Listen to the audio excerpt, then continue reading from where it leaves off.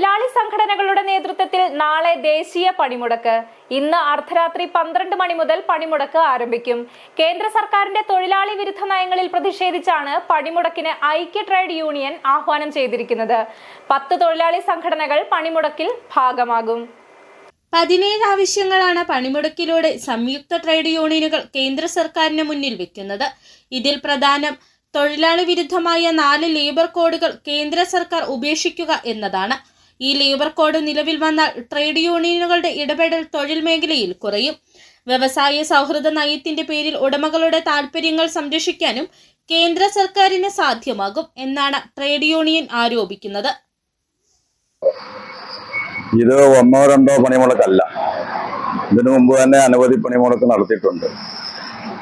Modi government വന്നതിന് ശേഷം തൊഴിൽ നിയമങ്ങൾ മുതലാളിമാർക്ക് അനുകൂലമായി അവർ പോലും ആഗ്രഹിക്കാത്ത രീതിയിൽ കൂടുതൽ കരുത്തോടെ സ്പീഡിൽ നടപ്പിലാക്കിക്കൊണ്ടിരിക്കുകയാണ്. ഇതും പ്രകാരം രാജ്യത്ത് കരാർ തൊഴിലാളികളുടെ എണ്ണമാണ് കൂടിക്കൊണ്ടിരിക്കുന്നത്. സ്ഥിരം തൊഴിലാളികളുടെ എണ്ണം വളരെ കുറഞ്ഞിരിക്കുന്നു. തൊഴിൽ മേഖലയിൽ പണിയെടുക്കുന്ന തൊഴിലാളികൾക്ക് മിനിമം വേതനം നടപ്പിലാക്കണമെന്നാണ് ഒന്നാമത്തെ ആവശ്യം.